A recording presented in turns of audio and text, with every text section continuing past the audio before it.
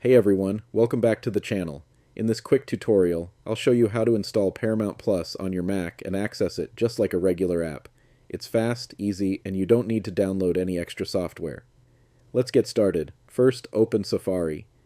If it's not in your dock, you can launch it by pressing Command plus space and typing Safari in the Spotlight search. Once Safari is open, head to the search bar and type Paramount Plus. Click on the official website from the top of the search results to open it. Now that you're on the Paramount Plus homepage, move your cursor to the top left of your screen and click on File in the menu bar. From the drop-down, select Add to Dock. A small window will pop up, giving you the option to name the shortcut. You can leave it as Paramount Plus or rename it if you prefer. Then click Add.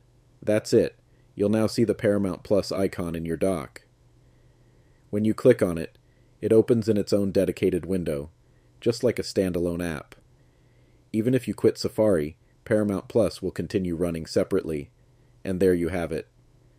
Paramount Plus is now just one click away on your Mac. If this video helped you out, make sure to give it a thumbs up, subscribe to the channel, and drop a comment below. Thanks for watching, and I'll see you in the next tutorial.